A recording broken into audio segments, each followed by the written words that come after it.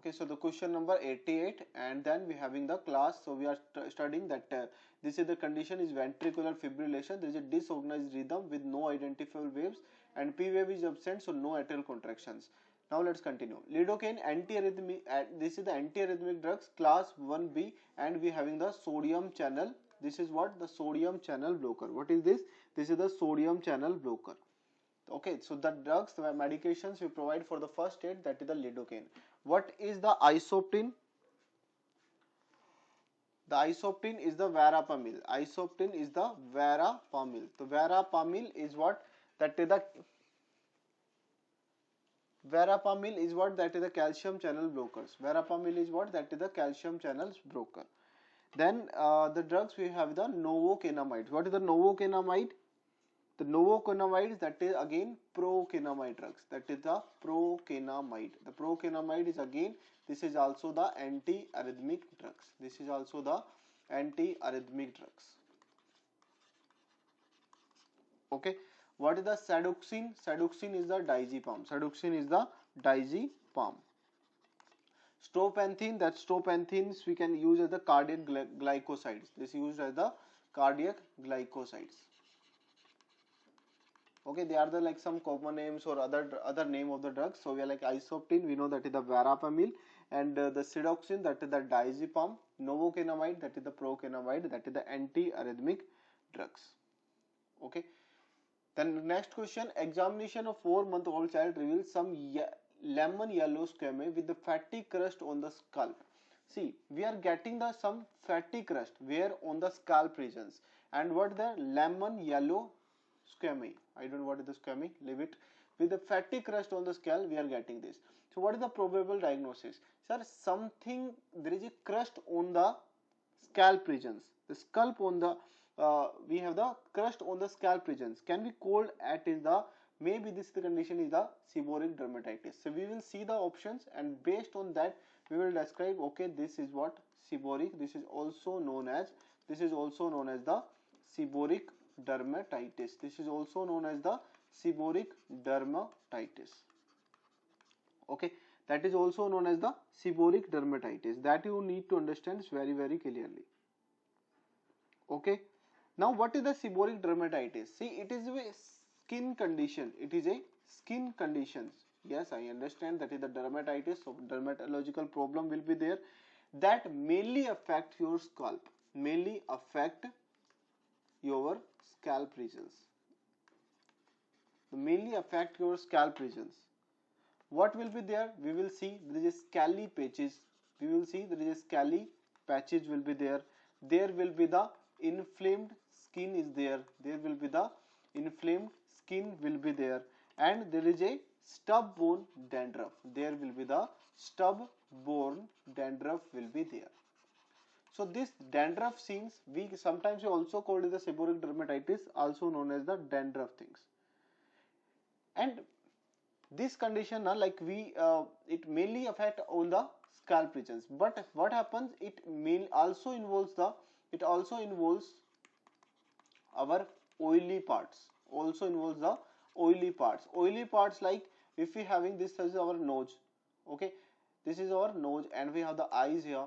So the nose, so this part we having some sebum type of the things is present. So include the side of the nose. This include the side of the nose.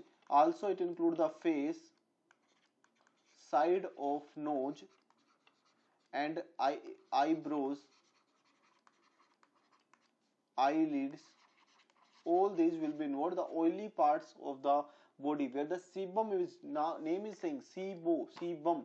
Yani ki whenever you see the sebum, oily parts, so that is involved mainly, and that is something called the that cause the irritation problem. That cause the irritation problems. So sometimes we can also call these conditions like the directly dandruff.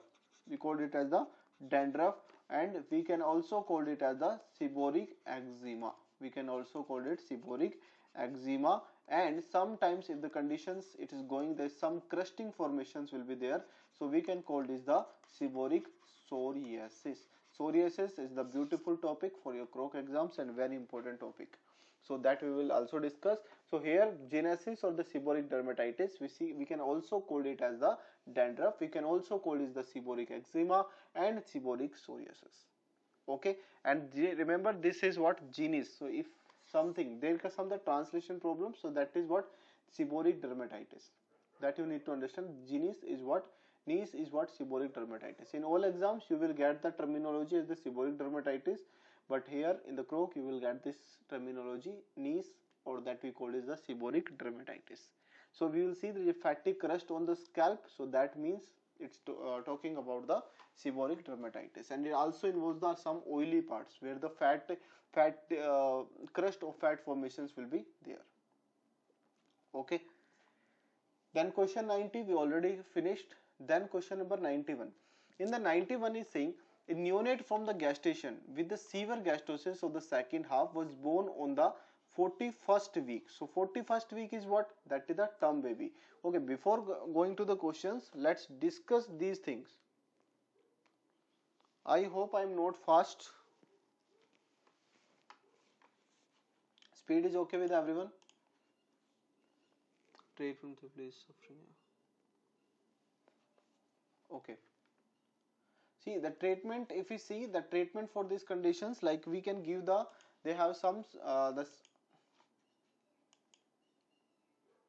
like they are, we can use the some shampoo type of the things, and the like any the greasy materials, like it's like something like dandruff things is there now.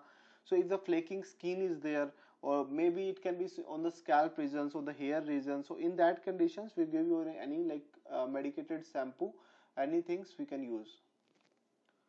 Then question number 91, we having the severe gastosis, so the second half is born on the 41st week with the before that let's discuss this some terminology. See, we discussed the prenatal conditions, natal or the neonate, all these things we already discussed. But here let's discuss what is the like the term baby, what is the preterm baby. So always remember, if you say that there is a preterm, the preterm baby, remember that when the baby will be less than 37 weeks, when the preterm baby when less than 37 weeks. Then full term, when we called it the full term, the full term baby or the term baby, we called it as the when the baby will be 37 week to 41 weeks plus 7 days plus not 6 days, 41 weeks plus 6 days. Then we called it the post term baby. When we called it the post term baby, when baby will be more than equal to 42 weeks. So we call this as the post term baby. Okay, the preterm baby will be the premature baby. After that we having the term baby, and after that we having the post term baby.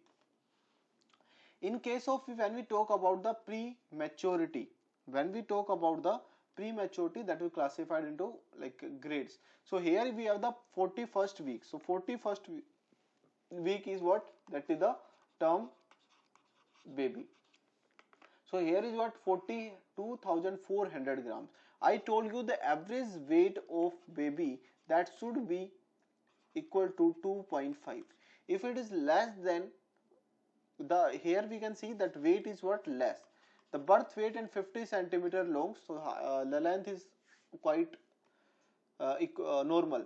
On physical examination, the skin is flaccid, subcutaneous fatty, cellular tissue is thin, muscles hypotonia, the newborn period reflexes are decreased. So at this time, see, when we do talk about the postterm baby, when we talk about the postterm baby, the postterm baby is macrosomia. Macrosomia means more than 4 kg type. The more than 4 kg or equal to the 4 kg. So that is the post-term baby. So this 41st week baby, it should have the weight around 3 kg, 3.5 kg. That should be equal.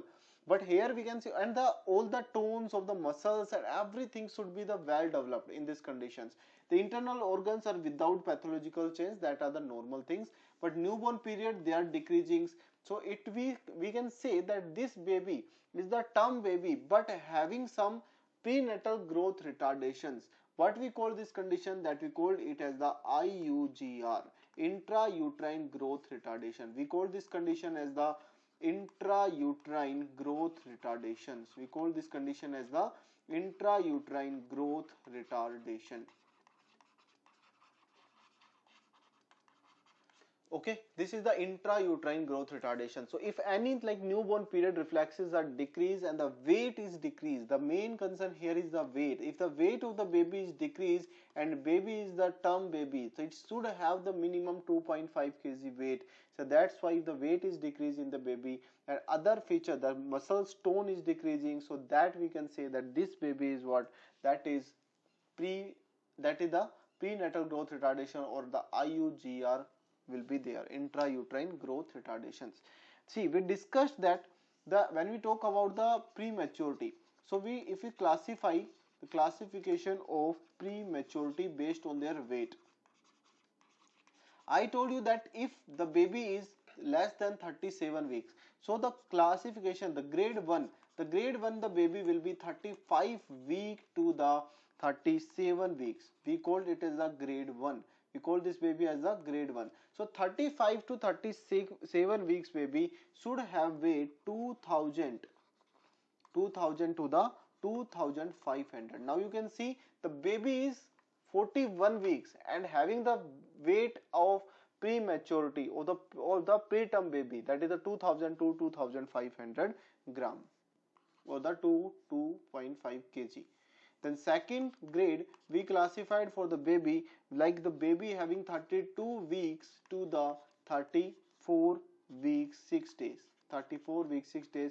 For this baby the weight should be minimum 1500 or 1.5 kg, 1500 to 2000 gram, to the 2000 grams, or less than 2000 grams you can say. That is the correct term, less than 2000. When we classified the grade 3, so if the baby 29 to 31 week, so in that the weight should be 1000 to less than 1500 grams. Then again, if the last grade, that is the fourth grade, if the baby develop or the baby deliver before 29 weeks, then it should having the weight less than 1000 gram. That we called is the prematurity conditions. We call this as the prematurity conditions. Bhaiya, your voice is breaking.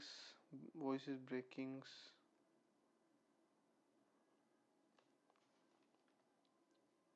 अरे इतना call भी कर लिया तुमने. Sir, can you repeat please? We can't hear properly. एक just second है. Can't hear you. Okay. Sorry, I'm so sorry. Just a second. Let me connect. Oh, okay. Sorry. This my phone Wi-Fi was connected. That's why.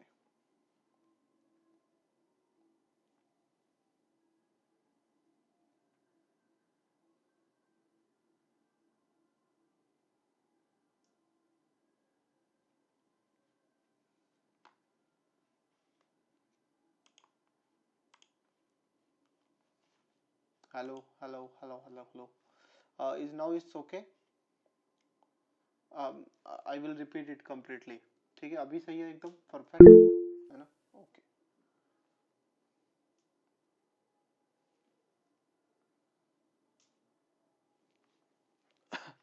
Okay, बताओ कहाँ से?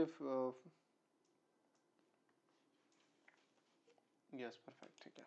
वो गलत, वो दूसरे वाला कनेक्ट हो गया था. क्लास 4, ठीक है. मैं completely I am repeating. ठीक है. See, we having the term infant with the prenatal growth retardation. So we having the conditions like that. We have the preterm baby. So if there is a preterm baby, so if preterm baby, when we called it preterm baby, that is less than 37 weeks. Gestation, what is the 37 weeks? 37 weeks, this is the gestation period. That is gestation period when the baby is in the womb. So preterm baby less than 37 weeks, full term baby 37 weeks to 41 weeks plus 6 days. Post term baby, when we called it post term baby, when more than 42 weeks is there. When the post term more than 42 weeks. Now if we classify it based on the prematurity, see, we can see this is the 41st week baby, this is the term baby. In the term baby, weight should be equal to, or average weight minimum should be 2.5. Here we can see that there is a decrease in the weight Along with that, we can see the hypotonia, newborn period reflexes are decreasing, and we are seeing all these muscle tones is decreasing and all these things. So that we are seeing that okay, this is what term baby, this is what term baby, but this baby having the prenatal growth retardation, this baby having the prenatal growth retardations, that is the IUGR. So we can see the classification of prematurity. So class 1, that is 35 week to 37 weeks, should have weight 2000 to 2500 grams. The class 2, the baby with 32 weeks to 34 weeks, the baby should have 31,500 to less than 2000 gram weight should be present. Then third baby and the fourth baby. The third we have the 29 to 31st week, that is 1000 to less than 1500 gram. If fourth class when the baby delivered under 29 weeks or baby delivered before the 29 weeks, so that baby we having should have the weight less than 1000 grams, should having the, we called it as the prematurity, we called it as the prematurity. Okay, I hope this is clear.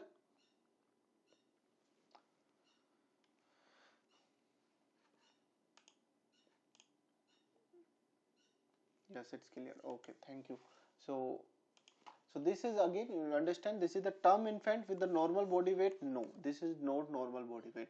Is it immature infant? No, it is not immature infant. Immature infant, it we can call it immature infant if it will be the preterm baby, but it is not the preterm baby. It is the post mature infant. No, we having a less than 42 weeks. We having the, and here we should having the more than post. For the post mature infant, see, firstly this is not the infant. Firstly, the error in the question is that it is not the infant. If we talk genuinely, this is the not the infant, we called it as the neonate. I told you all those things. Okay, so premature infant, so don't worry, don't think about this type of this like mistakes, because they translate the paper, most of the times, most of the time, all time they translate the paper, as you saw in your clock one also. So don't think about these type of the errors. Just if you are getting the infant, neonate, don't worry about all those things. The concept should be clear. Okay, this is the things. Here you seeing all option are infant. Okay, this is the infant. The term infant with the prenatals, yes, this is the term baby. If you don't know this condition also, then you can understand this is the 41st week baby. Okay, this is the term baby. Then other options already ruled out. Okay, so don't think from these questions. Now learn a lesson.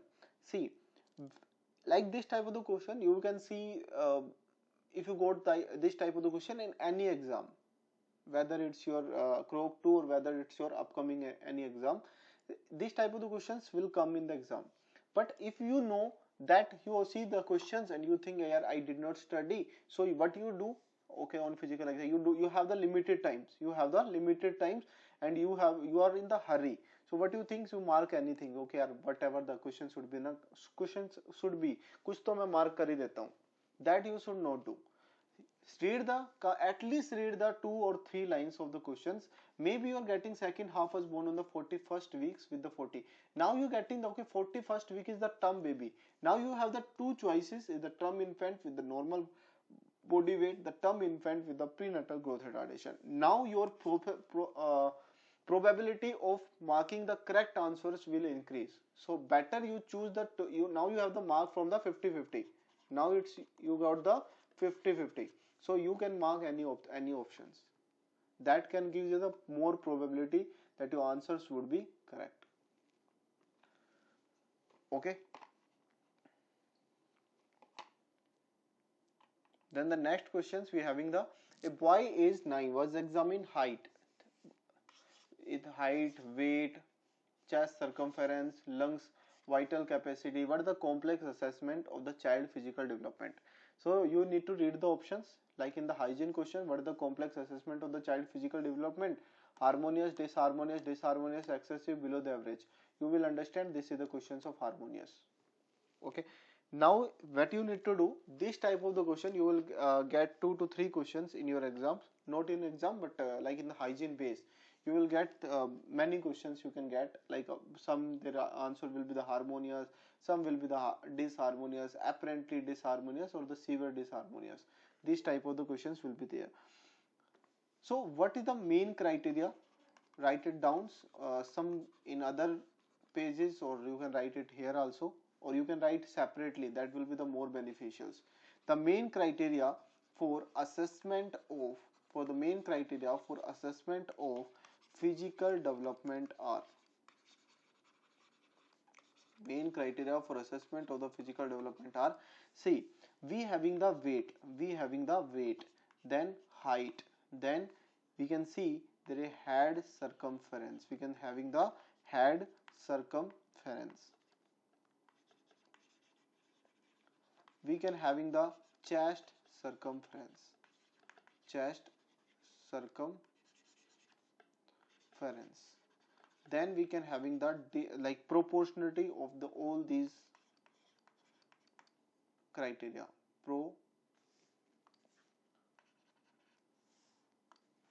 we can having the proportionality, the proportionality of all these criteria. So you can get the weight, you can get the height, you can get the head circumference, chest circumference, and all these proportionality. So when you will consider harmonious, disharmonious, or all these things, so remember pairs. Okay, I'm writing it here so that it will be here only. See, for the harmonious, if it is the harmonious, the value should be +1 or +1 or -1. The value should be +1 or -1. The value should be +1 or -1. If it is disharmonious conditions, if it is disharmonious conditions, if it is the disharmonious conditions, in that value should be +2, 2 +1 or -2 to -1. So these values should be there. Then in case of the severe, or the we can call it apparent also, as here this one, apparent disharmonious, disharmonious. So in that conditions you will get the value more than +2 or more than -2. You can write it as the +-2 to +-1. Then severe disharmonious, you can write it as the +-2, +-2. Okay, so that is the thing. Now you calculate this value. See, we having the value -0.36, we having the value +0.96, we having the value +0.66, we having the value 0.16. Okay, so now you will calculate the value, you will get the +1.0, you will get the +1.0. So that is what harmonious. You can calculate -0.36 -0.16, that will be -0.52, plus 9.6 plus 0.66, that will be the 1.52, and when we will do plus minus, you will get the +1.0. Okay, I hope you know the calculations. See, the -0.36 -0.16, so this will be added. Okay, when we do 2 minus, so that will be become plus. So -0.36, so it will become the 6612 1, that is 0.52, and we got the value minus. Okay, if the 2 minus is adding, we call it as the -0.252. So we having the plus 0.96 and 0.66. So we will get the value 1.52 plus in plus. So now if we will final calculations will be 1.52 and having the minus 0.52. So it will comes +1. I hope every one of you understood this. You know the calculations. See, you calculate the minus value will become the plus. So you need to plus those values, and when you plus those values, the final will be the minus. Okay, it will be like this. Minus, it will be plus, and the sign will be of minus. Okay, understood.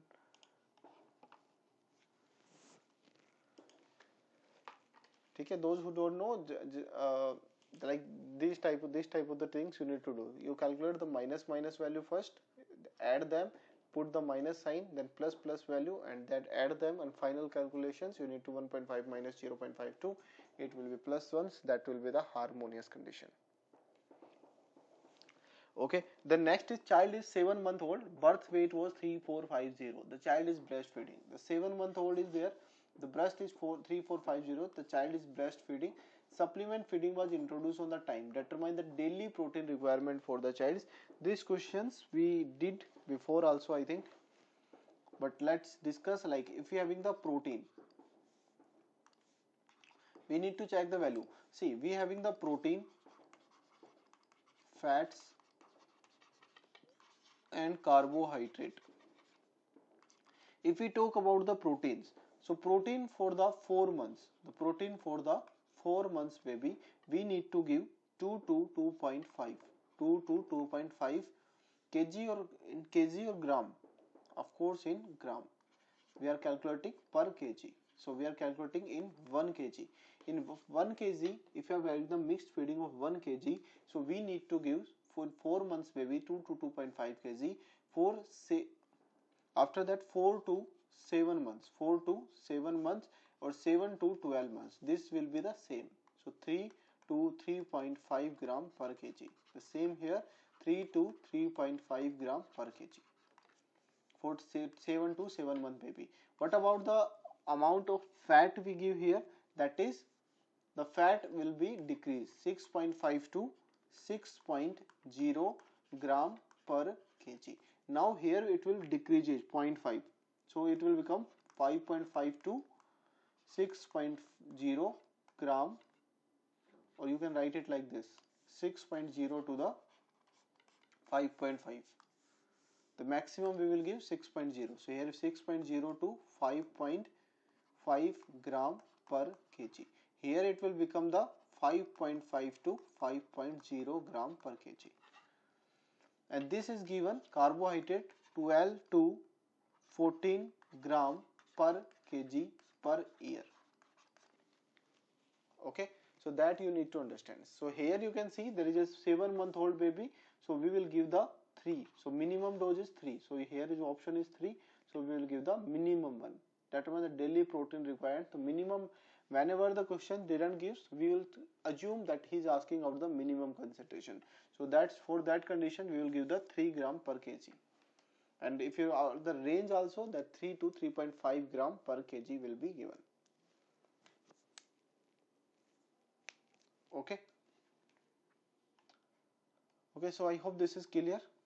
Then, so here I am repeating, the 7 month old baby, the supplement feeding was introduced on the time, determine the daily protein requirement of the child.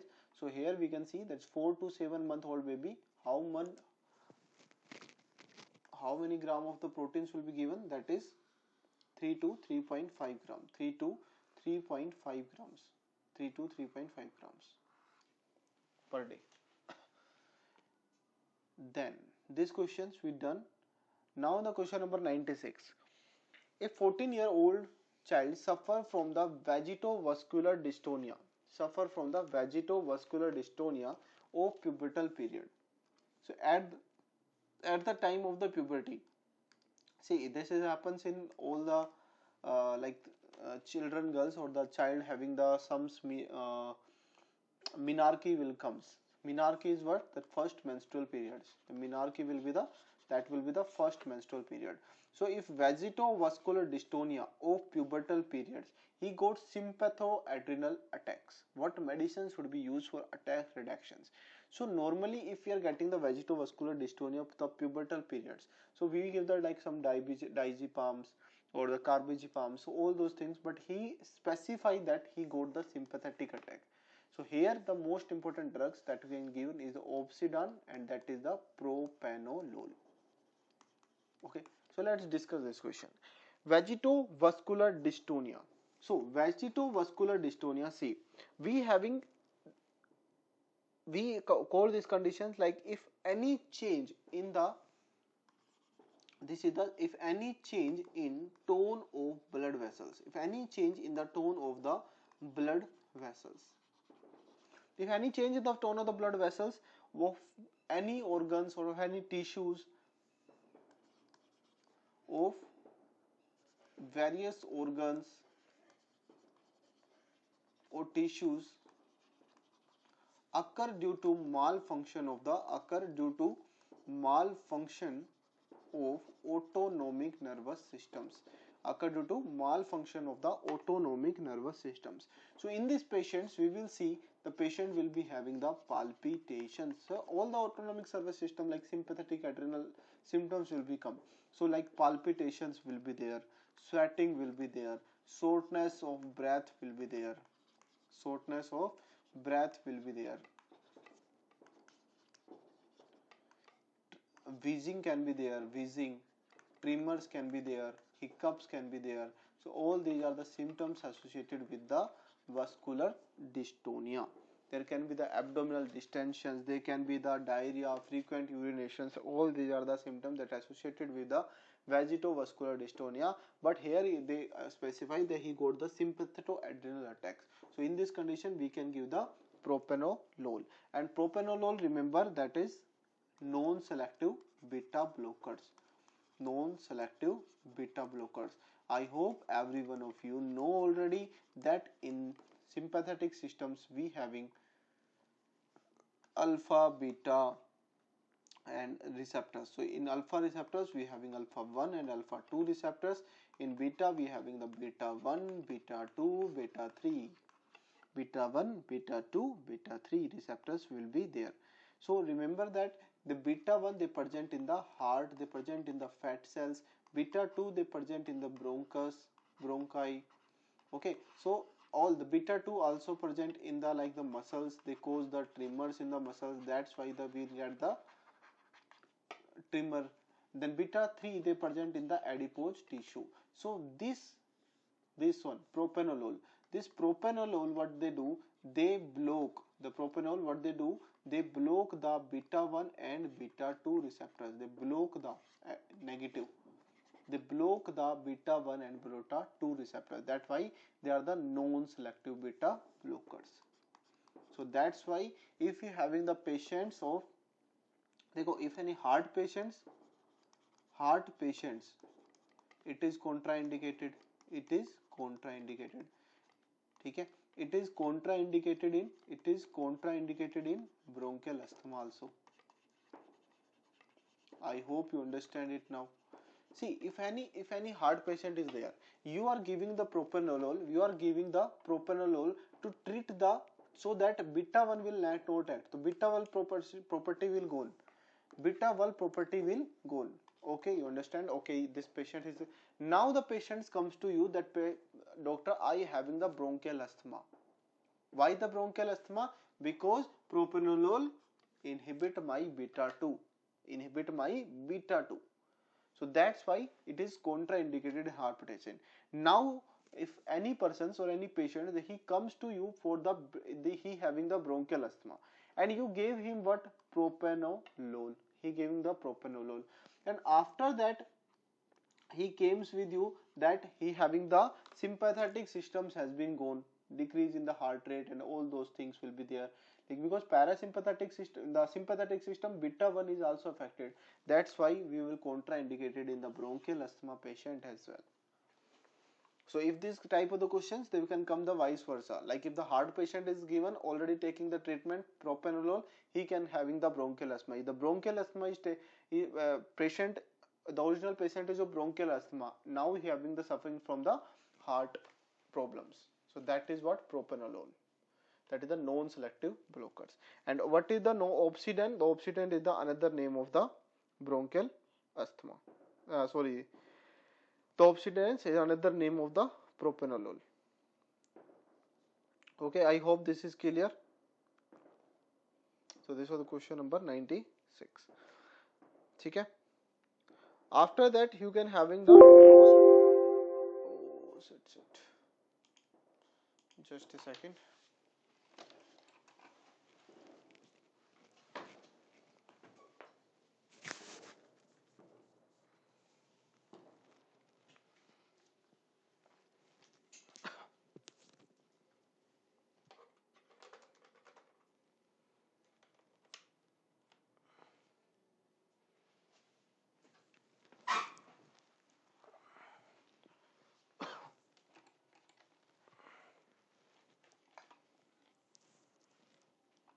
Okay. Hello. Hello. Hello. Hello. Hello. Hello. Is my voice fading? Hello. Hello. Check. Okay. No, it's showing the less voice. That's why. See, obsidian, that is the propanol non-selective beta blocker. So heart patients, it is contraindicated and is contraindicated in the bronchial asthma as well. What is the meaning of NoSPA? See, NoSPA is the anti-spasmin drugs used for the any spasmodic effect. We can use the NoSPA, anti-spasmin drugs. Aminophylines. What is the aminophylines? The aminophylline we studied, that is the we studied in the question number second or third questions. Bronchodilator. This is the bronchodilators. Then core glycone. What is that? I think it is the core glycan. It is the core glycan. Cardiac glycosides. It is the cardiac glycosides. And amsils. It's maybe, I don't know what is amsils. Leave it. Maybe it is talking about the some amaryl one something. Again, it is the problem, translation problem, so that's why. It can be the like amaryl tablets, the like used for the diabetic mellitus, glimepirides and all those things. Okay, that some error it can be there, so don't worry. We getting our answer, so that's the thing. So vagitovascular dystonia of the pubertal period, sympathetic adrenal attack. So what is the treatment? Opsidan or the propranolol. Opsidan and propranolol.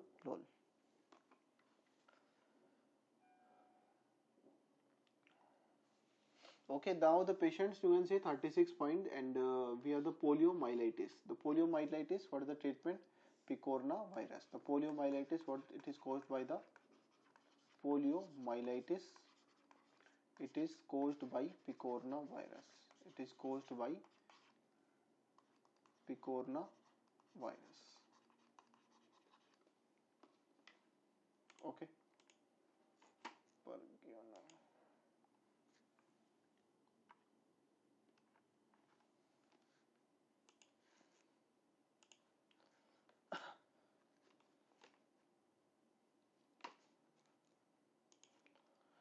Then after that, we studied the hemorrhagic SARS, the meningococcemia, then chickenpox, encephalitis.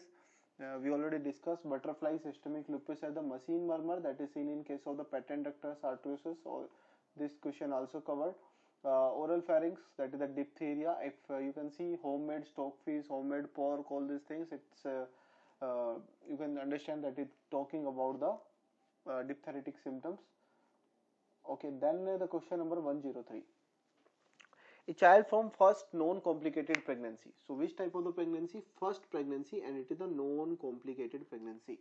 But complicated labor had syphilis. Non-complicated pregnancy means he is giving us clue that it is not what, it is not ABO incompatibility, it is not RH incompatibility, and it is the first pregnancy. That's why it ABO incompatibility, all these things not possible in this baby. But complicated labor had cephalohematoma. Okay, what is the cephalohematoma? This is a physiological conditions that we see in the baby. On the second day, this is again we have the marking feature.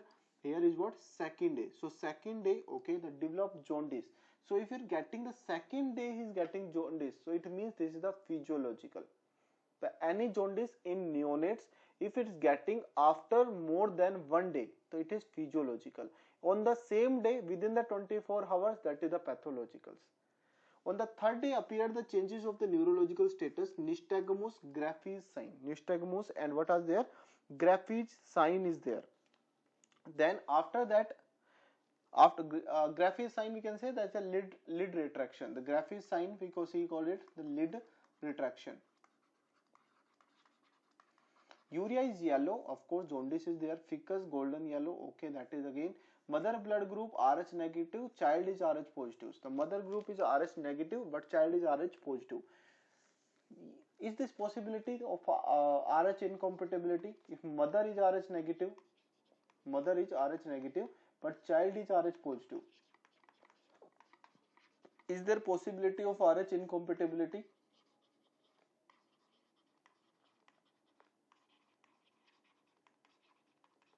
In these questions, I'm read it. In this question, is it possible that this can having the RH incompatibility? Waiting for your answer.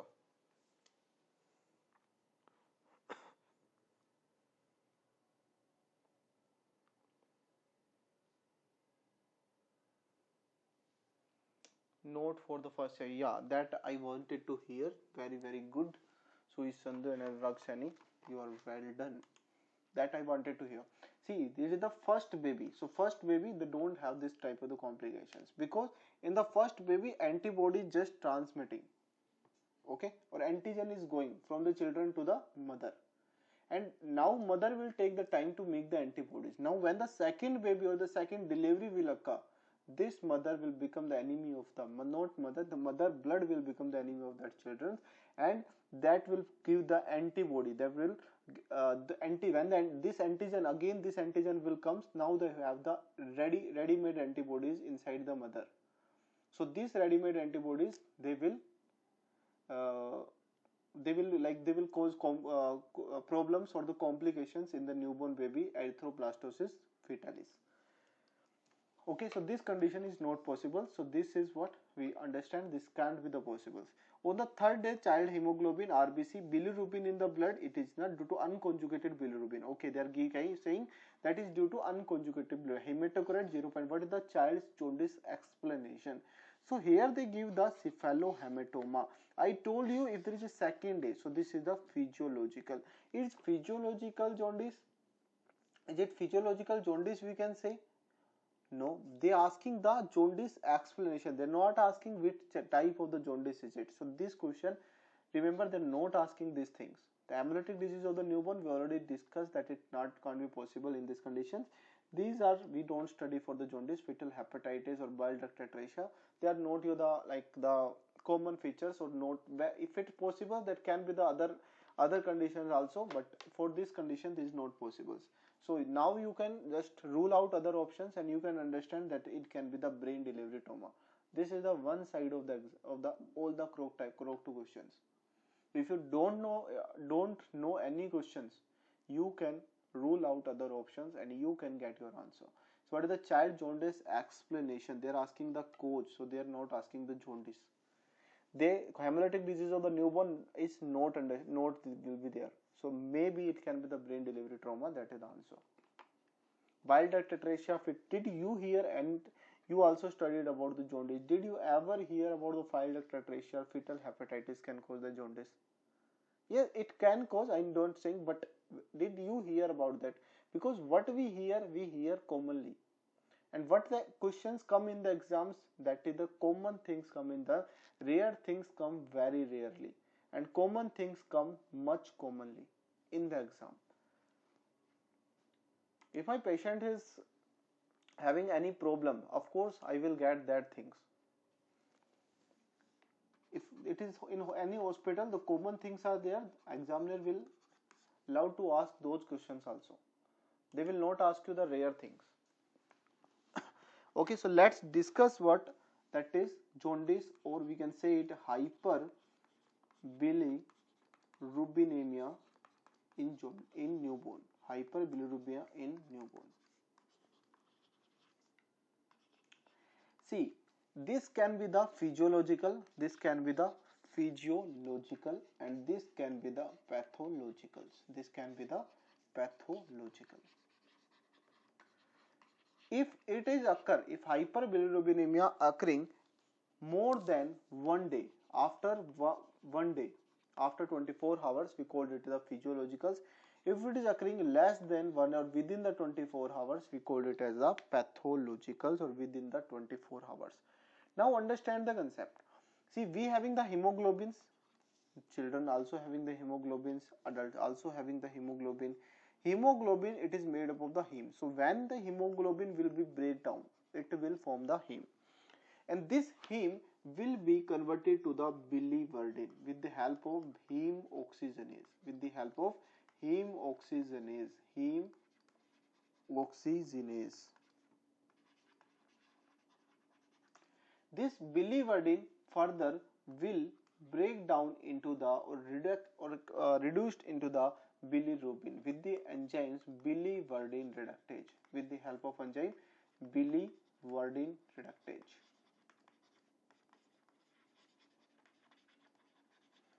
Now this bilirubin, when it will comes with contact with the albumin, it will become the unconjugated bilirubins. It will become the unconjugated bilirubins. And this bilirubin, we called it as the indirect bilirubin. We called it as the indirect bilirubin. This is unconjugated or the direct. Which is the enzymes that conjugate the bilirubins? Which is enzymes that conjugate the bilirubins? So that is what? UGT. What is the UGT?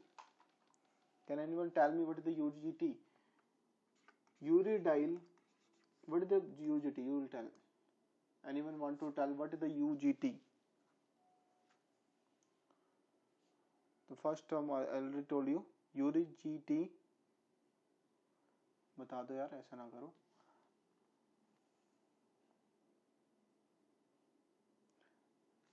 Glucuronil transferase.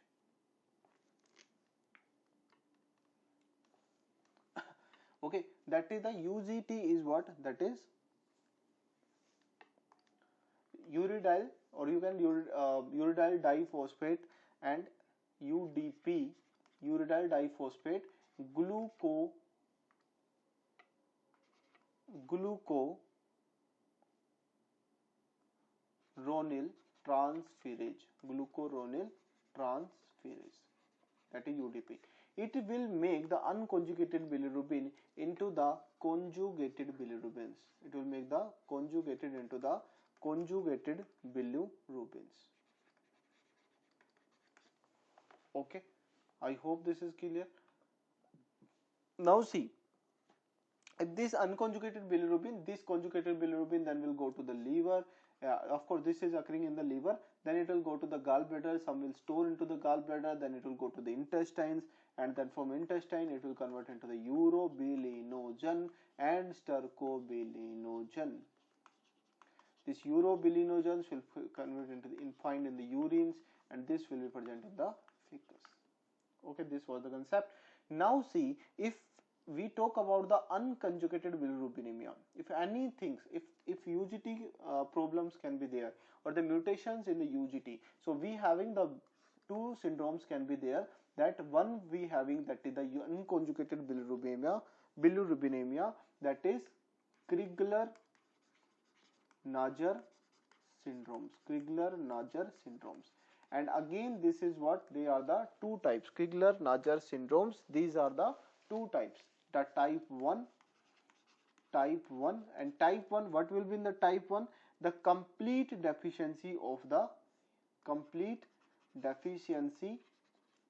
UGT, the complete deficiency of the UGT.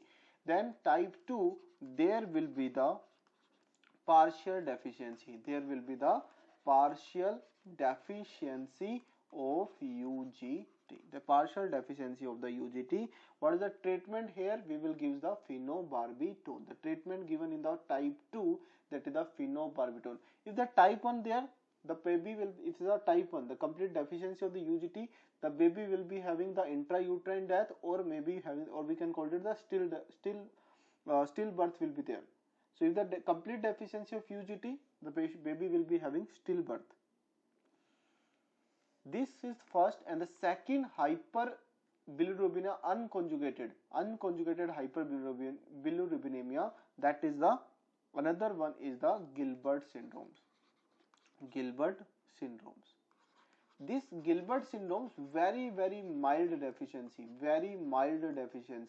If very mild deficiency of UGT, so that is the Gilbert syndromes, mainly if any stressful conditions, or mainly it is in case of the adult peoples. So that is the Gilbert syndromes.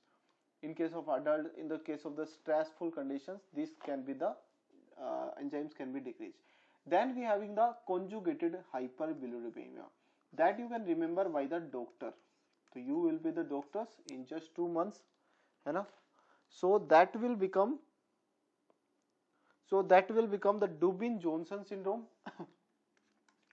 Dubin-Johnson syndrome. The Dubin-Johnson syndromes, and second one is the rotor syndrome. So it becomes the DR, doctor, rotor syndromes. There will be the rotor syndromes. In the Dubin-Johnson syndrome, there is a MRP gene defected. So just remember the routine. And there is the rotor syndromes. We will see there is a defect in the some transporter, octinic transporter is there, that will be deficient in the rotor syndromes. In Dubin-Johnson syndrome, there is a MRP gene will be defected. MRP genes. The MRP gene will be defected, that due to which the liver will become dark pigmented liver. And in the rotor syndromes, remember in the rotor syndrome there is a defect in the transporter, genes. Okay, that you need to understand here. So this is what that are the pathological condition. These are the pathological conditions. And also if you want to remember, you can, they all are the autosomal recessive. Except the type 2, except the Crigler-Najjar type 2. And this is what, this is autosomal dominant. Type 2 is what, autosomal dominant condition. All other are the autosomal recessives. This type 2 only is what, that is autosomal dominant conditions. Okay, now let us discuss what is actual the cephalohematoma. What is the one more conditions, that is, or we can call it as a physiological lesion, the more than one happy. And the one of the main reasons for that physiological jaundice, that is the birth trauma. And this physiological jaundice, this in the newborn, it will spread to cephal to caudal. What is the cephal to caudal? Means head to tail regions. It will be spreaded. Okay, now let's discuss what like some physiological birth trauma. There are two conditions. One we having, that is the cephal hematoma. We have the cephal hematoma. Other is caput succedaneum. In cephal hematoma, I told you yesterday, there is an accumulation of blood in one localized area. So the confined swelling, we called it the confined swelling. Like if this is the baby head. Okay, this is the baby head. So in the baby head, what we are seeing, so this side, can you see that there is a confined swelling on the one side. There is a confined swelling to sutures line.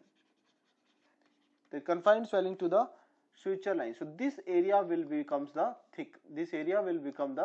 area. So this area will become the thick area. Like this type of the swellings you will be seeing.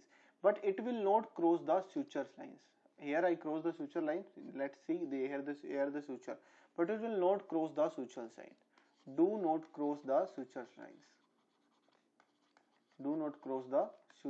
lines. Can I erase it? I will save the image in group.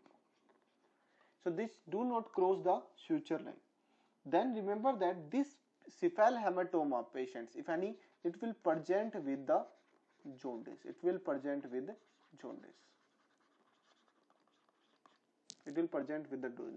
And what is the cause of that?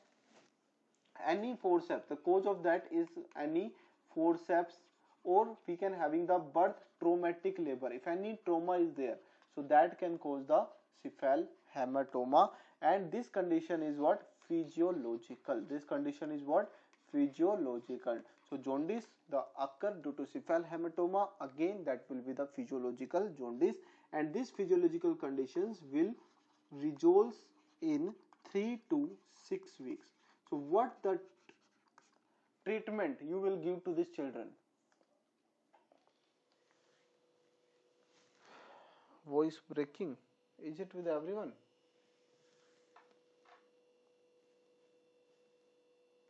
Is voice breaking with everyone?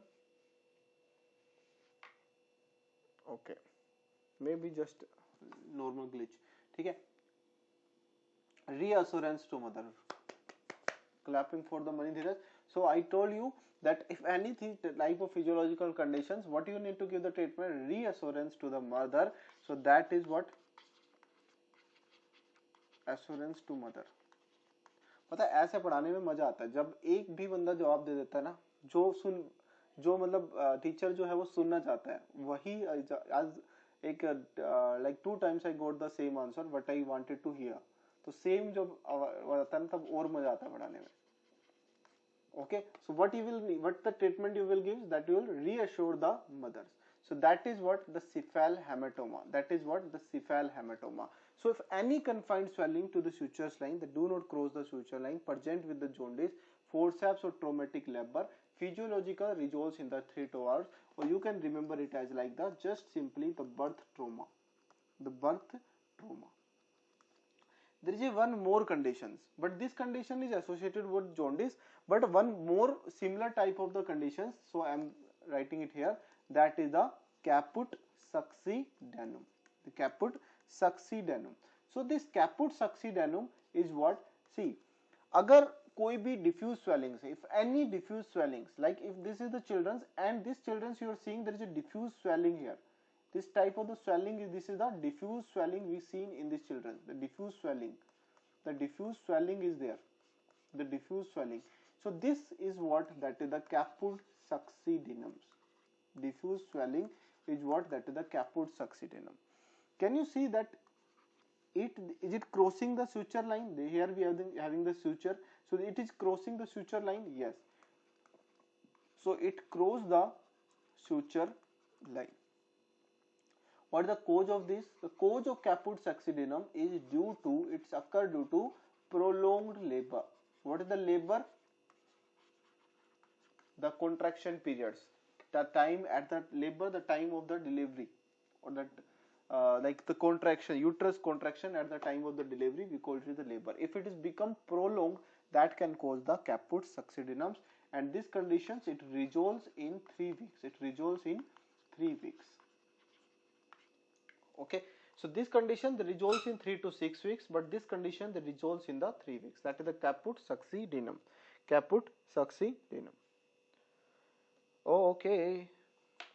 Did you understand this? Okay, so here you can see that it is due to unconjugated bilirubin. So what is that? Brain delivery trauma. That is cephalhematoma. They are asking actually what is cephalhematoma. So cephalhematoma is a brain trauma disorder.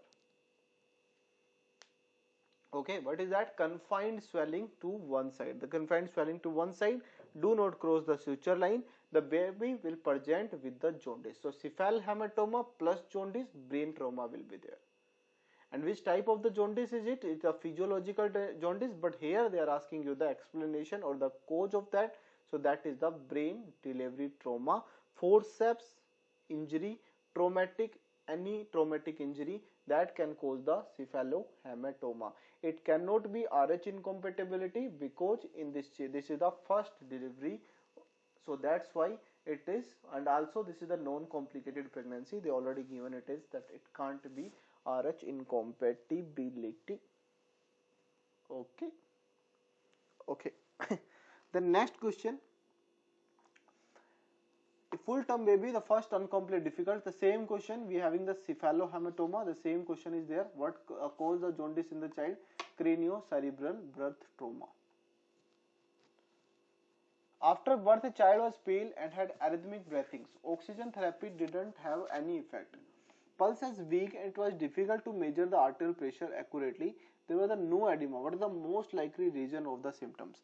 See, if you see any baby or any like the baby who deliver, the most things that can see in this condition is we see there is a asphyxia. What is the asphyxia? See, the baby that deliver having the problem with the respiratory, because in the baby we see there is a surfactant deficiency and the lungs they will have the time to mature. Lungs, it will take the time to mature. So that's why due to surfactant deficiency, these patients or this baby will be having the respiratory problems.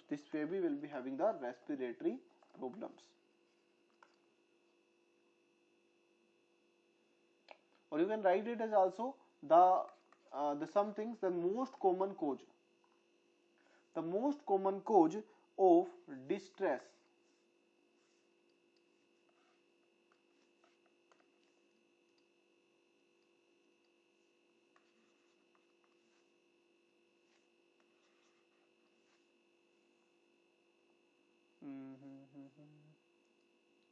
The most common cause of distress. The most common cause of distress in preterm. See, if we talk about the most common cause of distress in the preterm, so that is what? That is the lung immaturity. The lung immaturity, or the surfactant deficiency, or the surfactant deficiency. Surfactant deficiency. So this is what? That is the preterm baby. But if we talk about the term baby, if we talk about the term baby, so in case of the term baby, there is a one condition, that is the TTN, the transient tachypnea of the newborn.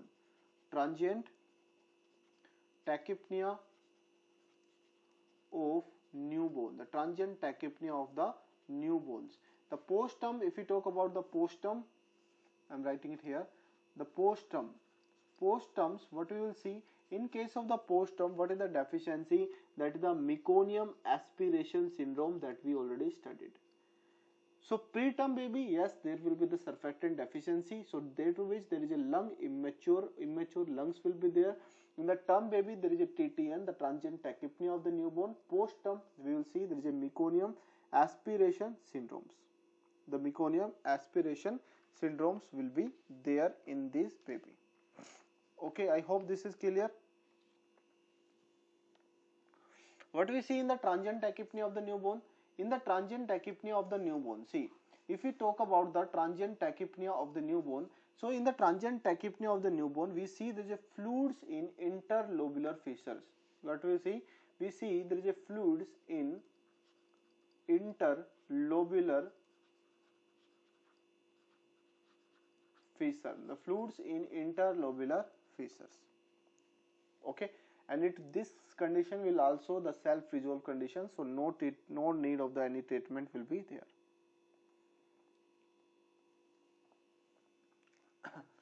And one things here you can remember, where we wrote the unconjugated bilirubin. See, the unconjugated bilirubin, it is the more dangerous. This is what? This is the more dangerous condition. Why it is more dangerous? It is the more dangerous because this can cross the blood-brain barrier. It can more dangerous. It can cross blood-brain barrier. And there was one question where we discussed about the sunset sign. So that can cross the blood-brain barrier. So it will cause the kernicterus. It will cause the kernicterus. What is the kernicterus? That is the bilirubin level in the brain. That we called it as the kernicterus. Sunset sign. Sunset sign will be seen. Then the question number 106. A child was delivered severely premature. The child was delivered severely premature. The premature baby, now you understand what is the premature. We called it the premature, less than 37 weeks. After the birth, the child has respiratory symptoms. Anaskara. What is anaskara? Long de lascara. What is anaskara? Long de lascara. Baby तेरे जान से प्यारा है ना, that is anaskara. So anaskara is what? That is general swelling. That is the general swelling of whole body. The general swelling of whole body. That is what? Anaskara. That if any general swelling we can see on the whole body, we call this condition as the anaskara. There is a fine bubbling moist rails over the lower lobe of the right lungs, means a problem in the lower lobes. Multiple skin extravasations, bloody foam from the mouth have occurred after the 2 days. Chest X-ray, there is atelectasis of the lower lobe. In blood, hemoglobin, hematocrit were the most probable diagnosis. Though this is the condition, that is the edematous hemorrhagic syndrome. Okay, let me write it here only. We have the space.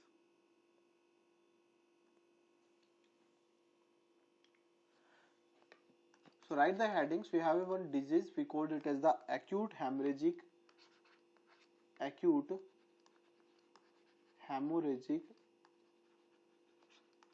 edema of infancy.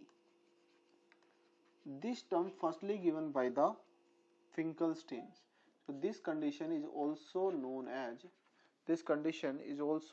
the Finkelstein disease. This is also known as the Finkelstein disease. This is also known as the Finkelstein disease. After that, there is one more scientist who comes. So he gave the syndrome name as the Seidel-Mayer syndromes. This is also known as the Seidel-Mayer syndromes. This is also known as the Seidel-Mayer syndromes.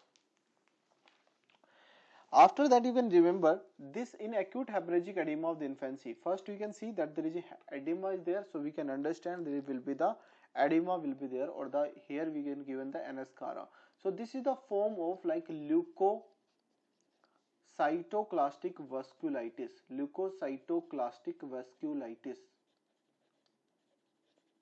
So in this condition, we can write there is a leukocytes is there, so we can understand there can be the fever also. Along with that, if there is a vasculitis, small vasculitis will be there, so there will be the purpura will be there. The purpura, or we can say purpuric skin rashes will be there in this condition.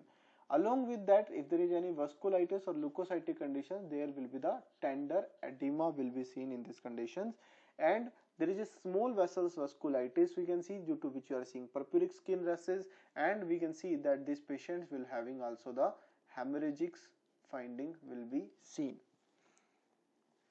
Okay, here the edema we can call it as the anascara. That the general swellings, that is the anascara, that is the general swelling of the whole body, or we can say edema of the whole body. So this is conditions you need to remember. That is what this condition mainly seen in the children's, and having the bloody foam from the mouth, this is due to hemorrhagic conditions. Bloody foam from the mouth, that is due to hemorrhagic conditions. And we having the atelectasis of the lower limbs, because in these conditions like there can be the problem affected with the respiratory tracts, so that can lead to the atelectasis. So this all these things, and edema will be there, that is the main things. Along with that, hemorrhagic symptoms will be seen, like bloody foam from the mouth or any blood purpuric rash will be there. So that is what edematous hemorrhagic syndrome. And also remember, this is also known as the Finkelstein disease or the Seidel-Mayer syndromes. Okay, anascara, you know, long the lascara, baby tera jaan se pyara. Okay, so that is generalized swelling of the whole body. Low ji, next question कर लो बात. तो एक infant है 2 days old, he was born full term. तो 2 दिन का बच्चा, 2 days old baby, he was born full term with the sign of intrauterine infection. तो intrauterine infection उसको एंटीबायोटिक ले रहा है. भाई बच्चे को पैदा तो होने दो, एंटीबायोटिक देना स्टार्ट कर दिया है ना. So the 2 days baby taking the antibiotics, neonates should be given antibiotic at longer intervals. और उसको बेचारे को क्या हुआ, प्रॉब्लम क्रिएट हो गई, इंट्रायूट्राइन इन्फेक्शन हो गया, तो एंटीबायोटिक देना पड़ा. And after that the neonate should be given antibiotic at longer intervals और the lower doses. We don't give the full baby dose. 500 mg दे दो भाई. We don't give the 500 mg to the baby of course. The compare to the older children and adult because of. ये भी कोई question है ना. This question simply asking why we give the lower dose to the baby. Because baby is small, so we will give the small dose. Simple. Why talking about kidney, just baby is small, that's why giving the small dose. So everything will be small in the baby only. So neonates have the reduced activity of glucuronide transferase. देखो, I understand the neonates can have the reduced activity, he can having the jaundice type of the syndrome, but this is not related to the antibiotics. The neonate have higher hematocrit? No. The neonates have the decreased blood pH? No. This can't be associated with the our antibiotic things. Have lower concentration of protein and albumin in the blood? No, everything will be normal. The neonates have the lower glomerular filtrations. If neonates having the, now tell me, the neonates, he is taking the less diet than us, of course, and less water than us, less milk than us. So of course, due to which the kidney will be functions less, or kidney is functioning, kidney choti choti kidney, and that will functions less, right? And in the kidney we having the baby will be having the decreased GFR. In the neonates we see that there is a no large amount of what urination will be there because of decreased GFR. So because that's why neonate have the lower glomerular filtration, and we know that all these drugs they need clearance from the kidney. Kidney they help in clearance. The kidney help in the clearance. So if the low GFR will be there, the much kidney. If you are giving the higher dose, the much amount of kidney antibiotic will accumulate around the kidney, and that can cause the other severe complications. So that's why in these conditions we not give the baby high dose because of the lower GFR and because of the small kidney.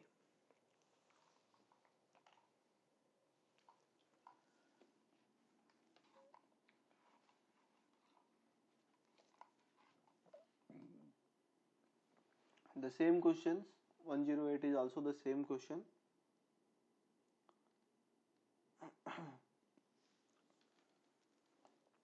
109. A 10-year-old child is sick with the chronic viral hepatitis B. So if viral hepatitis B, so remember that if any problem with the hepatitis B, so hepatitis B is there. So mainly it affects the liver, and if it affects the liver, there is a one enzyme that is the ALT, alanine transferase, or transferase and transaminase. So these enzymes will be increased. These enzymes, they are the marker for the any liver functions. So here we can see that there is a total bilirubin 17, direct 26, and indirect is 44. So you can see there is indirect bilirubin is more. AST will be 6.2, ALT 4. What mechanism? The transaminase level increase in the base. So transaminase level will be increased in case of any liver problem, or if any damage to the liver cells. So here we can see there is a cytolysis of hepatocytes, or we can set if chronic any viral hepatitis, viral infection is there, there will be the necrosis of the hepatic cells. There will be the necrosis of the hepatic cells.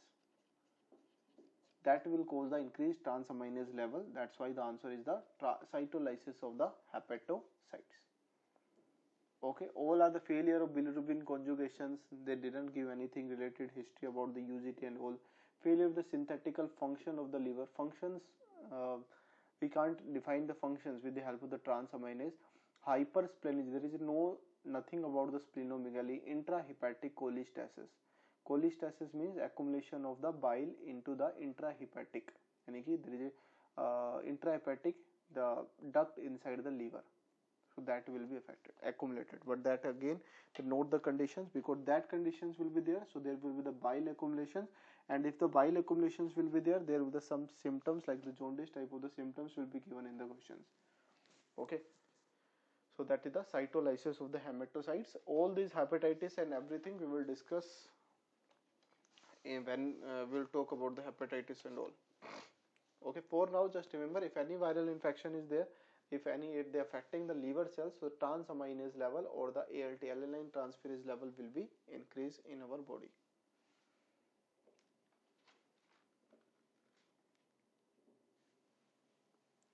Okay, so let's take a little break and then we will start.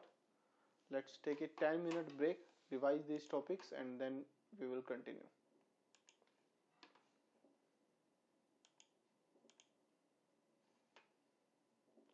Okay 10 minutes break.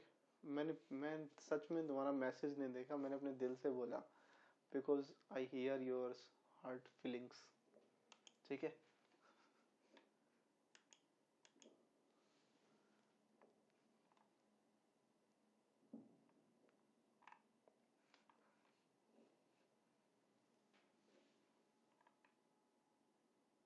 Okay, all Hamza Hassan's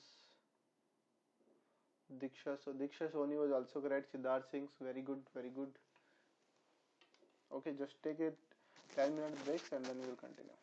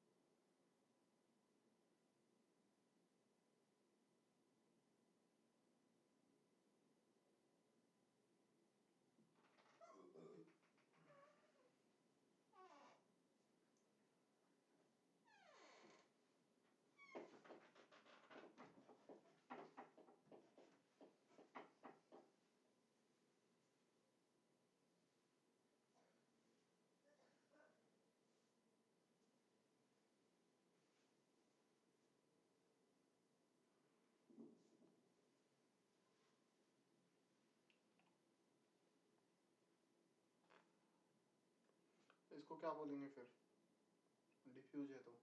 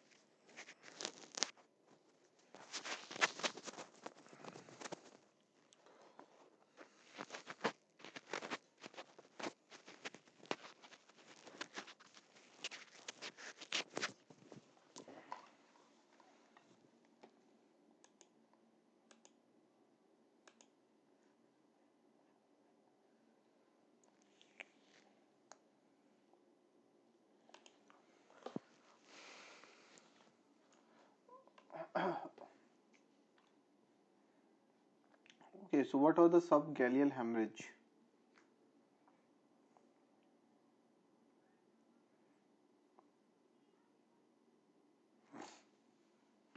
Okay, let the other people comes.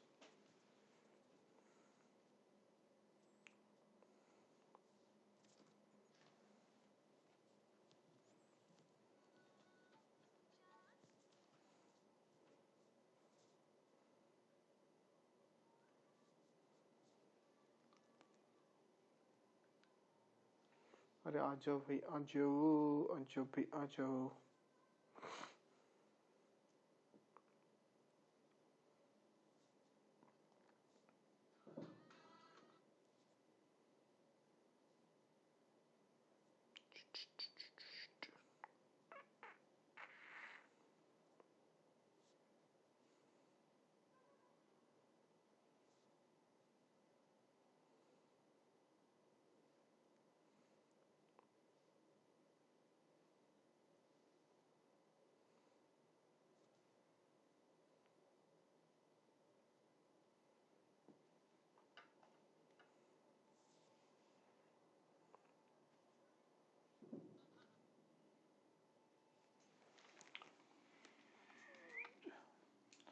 आ जाओ भाई, आ जाओ, चलो let's start.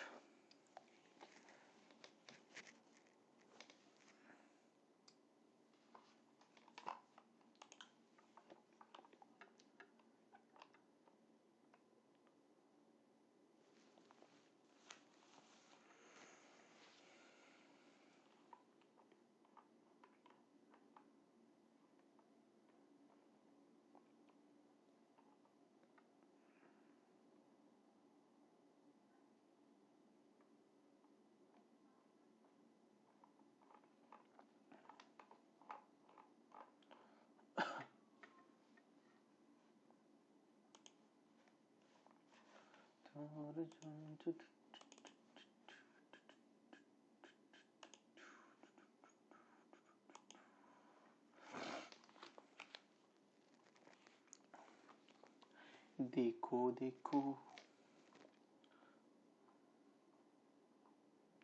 Okay, so someone asked about the subgaleal hemorrhage. So subgaleal hemorrhage क्या होता है देखो. Okay, this we done. So subgaleal hemorrhage, I'm writing it here. देखो सबगैलियल haemorrhage समझने के लिए ना आपको पूरा समझना पड़ेगा कि जो हमारे पास स्कैल्प होता है, तो स्कैल्प मतलब क्या होता है हमारे पास लेयर. ठीक है, the layer of the scalp. The layer of the scalp वो क्या होती है, that is the scalp. Scalp मतलब स्किन, कनेक्टिव टिश्यू, एपोन्यूरोसिस, इसको बोलते हैं गैलिया एपोन्यूरोसिस. गैलिया एपोन्यूरोसिस. ठीक है, उसके बाद टी. भैया क्लास करो, क्लास करें.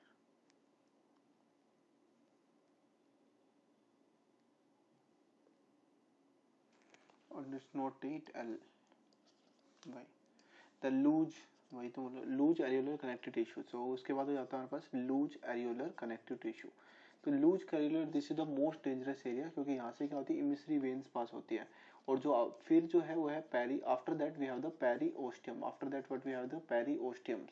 सो अगर if any hemorrhage or any blood accumulation, if hemorrhage or blood accumulations, if hemorrhage or blood accumulations in there, so at this time if hemorrhage or blood accumulation in this area, so इसको हम बोलते हैं that is the subgaleal hemorrhage. The subgaleal hemorrhage or hematoma. The image I sent you in the group. ठीक है. After that, a 12-year-old girl applied to a doctor with complaint of swelling on the front part of the neck. The doctor diagnosed the hyperplasia of the thyroid gland of the second degree euthyroidism. Ultrasound suspect autoimmune thyroiditis. तो ultrasound के अंदर क्या आ रहा है हमारे पास, that is the autoimmune thyroiditis. Blood was taken from the titer of the antibodies to the thyroglobulin. What titer of antibodies will be diagnostically important? So the next question, the same questions. So here also we can see there is a diffuse enlargement of the thyroid gland, or that is the second grade. If any, like the diffuse enlargement is there, so we call this condition, if diffuse enlargement, we call this condition as the Hashimoto, hasna mat, but we called it Hashimoto's thyroiditis, or we also called it as the autoimmune thyroiditis. So let's write it here. Hashimoto's thyroiditis. The Hashimoto thyroiditis or autoimmune thyroiditis, See, Hashimoto thyroiditis, it is what? It is the most common cause. It is the most commonly seen in the middle-aged female. It is the most commonly seen in the middle-aged females. That is around 45 to 65 years. And it is the most common cause of primary hyper. That you need to remember. Hypo. It is the hypo. Primary hypothyroidism associated with autoimmune conditions, because this is the autoimmune, of course, that's why we call it autoimmunes. The antibodies form against they have the auto antibodies. So the most common cause of the primary hypothyroidism associated with the autoimmune illness, and they are associated with we have HLA-DR3. They are the antigens, HLA-DR3, HLA-DR4, HLA-DR5. Okay, they have the associations with HLA-DR3, DR4 and DR5. Also remember, this is the pre-malignant condition. So ये कैसी condition होती है? Pre-malignant condition. It is the pre-malignant conditions.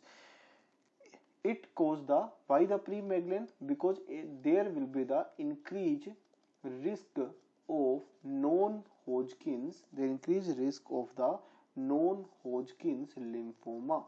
There will be the increased risk of the non-Hodgkin's lymphoma. Then there will be the, also remember, there is the increased risk of papillary carcinoma of thyroids. The increased risk of papillary carcinoma of thyroids. Papillary carcinoma of thyroids. Okay, what is the features? How you will see that it is Hashimoto thyroiditis? This Hashimoto thyroiditis, that the, you can say the clinical presentation of this. So it will be in irregular forms. Irregular, it will be the form, the irregular form, and heterogeneous. There will be the heterogeneous enlargement of, there the heterogeneous enlargement of thyroid gland. The heterogeneous enlargement of the thyroid gland will be there. Okay, or you can say the diffuse enlargement, heterogeneous or the diffuse enlargement, heterogeneous and the diffuse. What antibodies will be positive in this case? The thyroid antibodies will be positive. The thyroid antibodies will be positive. Thyroid antibodies will be positive. Then here what we having, anti-TPO. Which antibody? Anti-TPO antibody, and that is seen in around 90 to 100%. That having 90 to 100%. This anti-thyroid stimulating hormone antibody, or anti-thyroid stimulating receptor antibody. The anti-thyroid stimulating hormone receptor antibody, and that is seen in less than 20% conditions.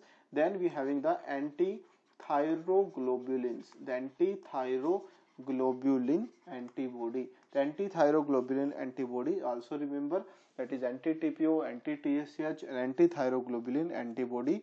And also remember the anti-TSH, it is a not specific because it is present or the positive in 80% of the Graves disease. 80% conditions of the Graves disease it will be positive.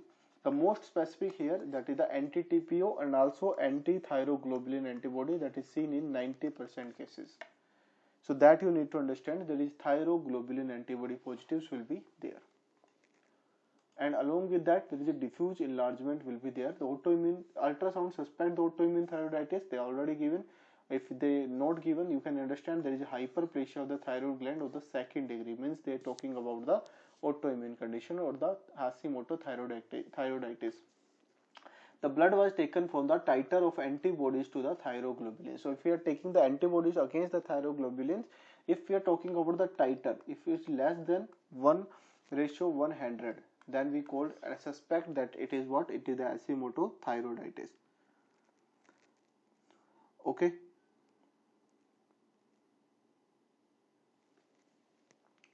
Okay, so that is what we having the Hashimoto thyroiditis.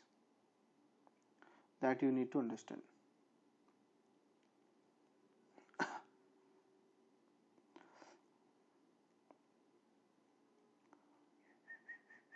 One conditions. Just a second, okay.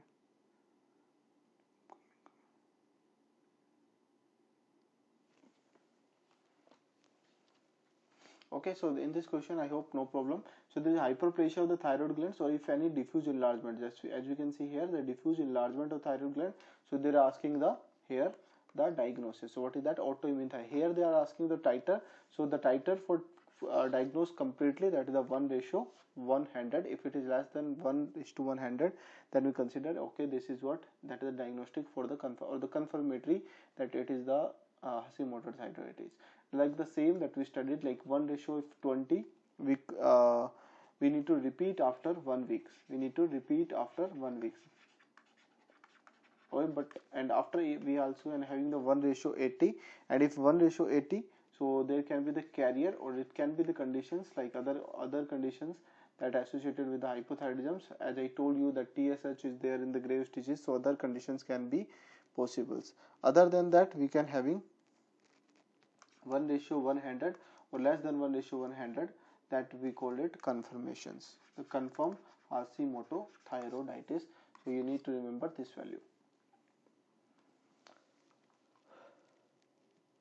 Okay, after that, if you have the drumstick appearance, remember that is seen in drumstick appearance, that is seen in case of the bronchoectasis. If you did not write it there, you can write it there. Along with that, we are seeing the recurrent pneumonia is there. All these we already discussed things, that is the muco seen in the cystic fibrosis or the mucoviscidosis, and it is associated with the bronchoectasis. That's why the pulmonary foam will be there. Then after that, this we already discussed, so I'm just going little fast. Third day of baby, hemorrhagic rashes. Third day of baby, so I told you in between that if the baby born, if the newborn baby born, we give the injections of the vitamin K to prevent any hemorrhagic things. So bloody vomiting, black stools, anemia, extended coagulation time, hyperthrombinemia, normal thrombocyte rate. What are the optimal therapeutic tactics? So I told you that the vitamin K, what we will give is vitamin K. In case of vitamin K deficiency will be there, if vitamin K deficiency, there will be the hemorrhagic disease of newborn. There will be the hemorrhagic disease of newborns. And which factors are vitamin K dependent factors? We are having the vitamin K dependent factors, that will be also note works, vitamin K dependent clotting factors. So that is 2, 7, 9, 10. What are these? 2, 7, 9, 10. 2, 7, 9, 10. Factor 2, factor 7, factor 2, factor 10. So they are the 2, 7, 9, 10 that will be fence. And I also told you if the vitamin K deficiency will be there increase in what? Prothrombin level. Along with that, there is increase in the APTT level will be increases. So if any hemorrhagic disease of the newborn, vitamin K will be deficient. So what are the optimal tactics or the therapeutic tactics? We need to give vitamin K as soon as possible. As much not as soon as possible. Then question number 114. A 2-month-old full-term child was born with the weight 3500 gram and was on the mixed feeding. Current weight is 4900 gram. Evaluate the current weight of the child. Evaluate the current weight of the child. So here we can see there is a when the child was born with a 3500 grams and was on the mixed feeding, 2-month baby, the current weight is what? 4900 grams. So how much weight has been added? 1400 grams, right? Why? Evaluate the current weight of the child. So now 2-month-old full-term baby was born with the weight. He was on the mixed feeding. The current weight of the baby at the 2 months, at the time of the birth, he had the 3500, and after the 2 months, he got the weight that is the 4900 gram. To evaluate the current weight, so that will be the corresponding to the age. That why we discussed that if we discuss the x plus 9 by 2. This formula we already discussed. So what was the x? X is the age in the month. So how it will be? 2 plus 9 by 2. So how it will be? How much? 9, 11 by 2. So 11 by 2, it will be around 5.5. Okay. So 1 month baby, you can remember the 1 month baby weight gain will be around 800, and the 2 month baby weight gain will be around 600. Okay, so it will be 8 or 6, like 1400 grams. Okay, and here you can see that 2 months baby should having the weight of 5.5 grams. So it is like you can consider it as a 4900. That is like, because this baby you can see normal average baby is 2.5 kg. So based on that we consider it as a 5.5. Here the baby already having 3500. So you need to add just 800 for the first month and 200 for the 600. So if the baby is 3500, after 2 months he or she should having the weight of 4900 grams.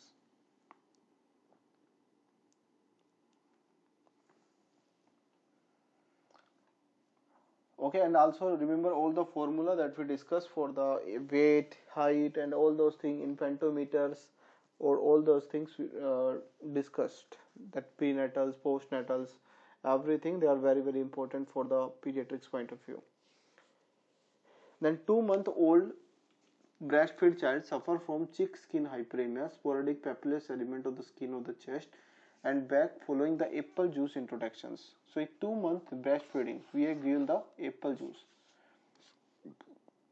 The child is restless. What are the initial pediatrician tactics? Okay, if I'm saying that if the 2 month breastfeeding baby is there, 2 month breastfeeding or 2 month baby is there, someone is in front of you that he is following the apple juice introduction. Introduce the apple juice in his mouth or her mouth. So what you will say to the person? You will say, don't give this baby till 6 months, and other than breastfeeding, don't give it any other. So obligate breastfeeding is necessary for at least 6 months. The obligate breastfeedings, obligate exclusively breastfeeding till 6 months. No upper food. Nothing should be given till 6 months. So the first tactics we will give, that clarify the mother's diet, that okay, you should having the breastfeeding, or you can have any breast or the milk that is similar to the breast milk by any other company, but exclude the obligate allergens, because the baby GIT is not fully well developed to introduce all the apple juices and all other obligate all the allergens. So baby will be allergic to it, and they can having other symptoms or other like the hyperemia, their redness will be there, can be the scenes, or all other allergy can be seen in this baby. So that can cause the type 1 hypersensitivity. So that's why we will avoid all those things. Will you apply the corticosteroids in the 2 month baby just in a case of the allergy condition? No. Ultraviolent, of course no. Refer to the prescribed dermatologist? No. This is the self-resolved conditions. Treat with clarithrine? Of course no. Okay.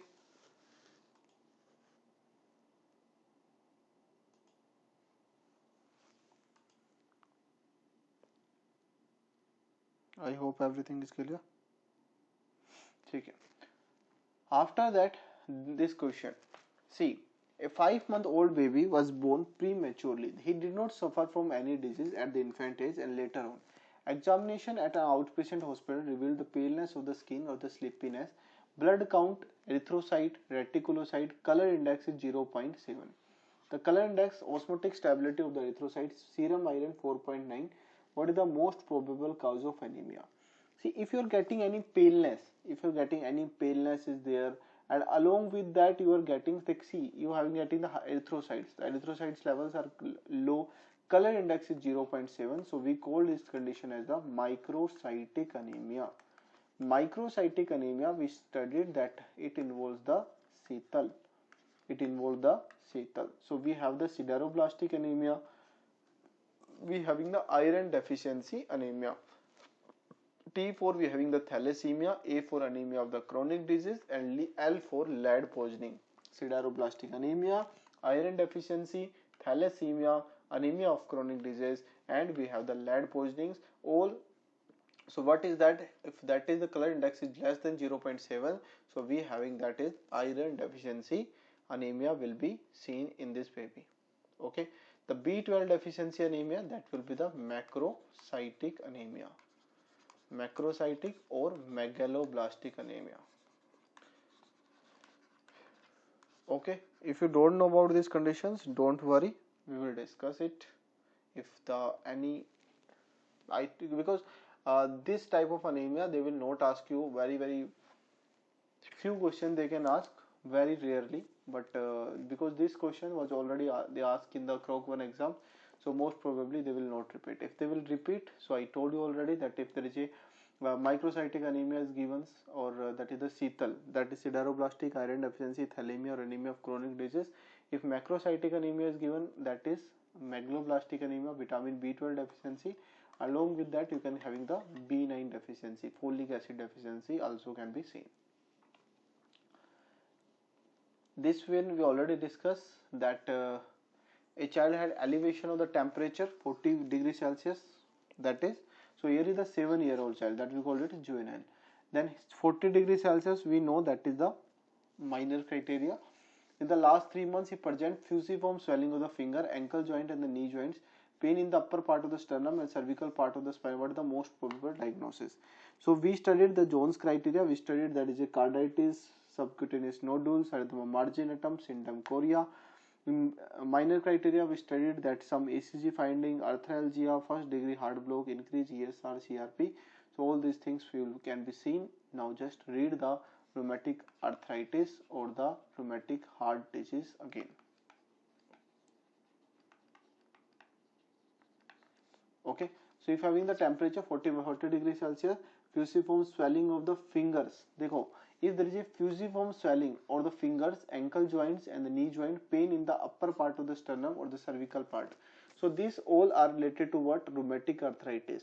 So when you will study about the rheumatic arthritis, we studied that in the rheumatic arthritis or the osteoarthritis. So rheumatic arthritis, we studied that what I was telling. No, I was telling something differently. So rheumatic arthritis, one thing that we missed there in in rheumatic arthritis, one thing that we missed there, that in the rheumatic we see there is a morning sickness. Okay, morning stiffness. In the rheumatic arthritis we see there is a morning stiffness,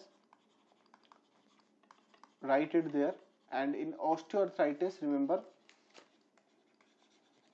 we see there is a evening stiffness. Evening stiffness will be there. So this one we missed there.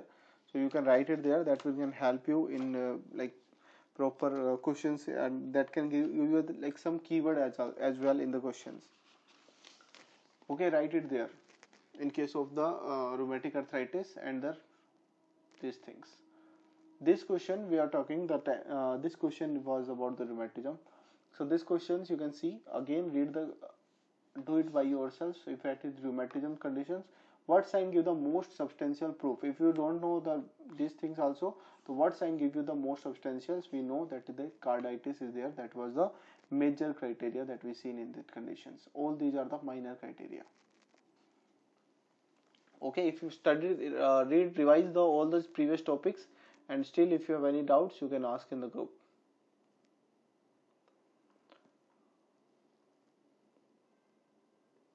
Did I teach you the poliomyelitis or not? I thought you teach it, so that's why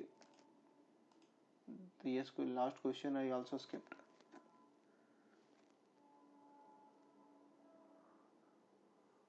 Did I teach you the poliomyelitis?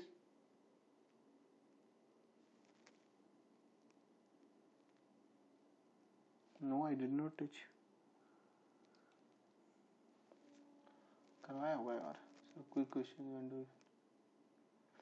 Quick question, when did you finish PDF? 6th of the March. 6th of the March. We are not finishing just PDF. We are finishing many things. Okay. So poliomyelitis we will do yesterday. Congestions. So yesterday we will discuss. Okay, I will not to tell you the ECG finding all those nerves, because we need to finish the measles. We did see these questions we already done, and this we already done.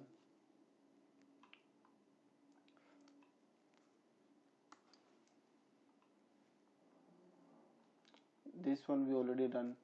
This one we already done. This one we already done. This one we already done. This one we already not done.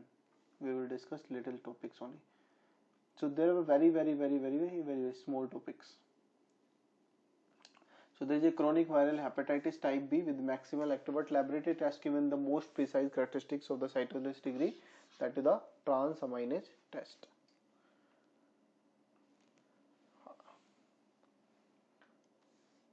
The diabetic we will study. After that, you can see that there is a thyroglobulin antibodies there, diffuse thyroid enlargement, so that is the autoimmune thyroiditis. Then question number 138, solve these questions. Write in your notebooks. You need to do it yourself. 138 questions, dermatomyositis.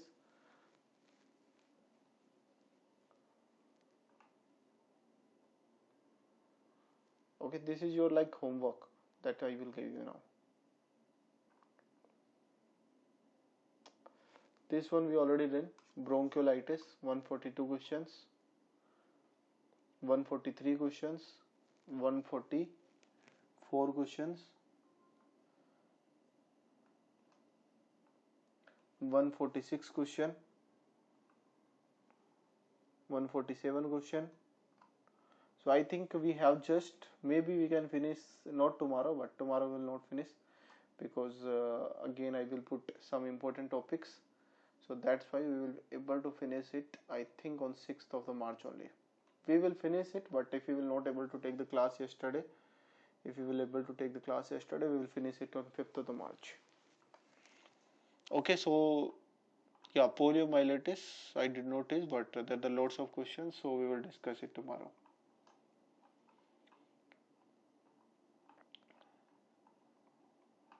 Okay, so we have just around 30 to 40 questions, and out of them 30 to 40 questions remaining, that is the major concept, and the concepts that remaining, that is around 10 to 11 concepts, like the poliomyelitis, the diabetic and all, so that will be remaining. So around 30 to 40 questions is remaining, so we will finish till 6th of the March. Okay, enough for today. ठीक है, कर दिया enough.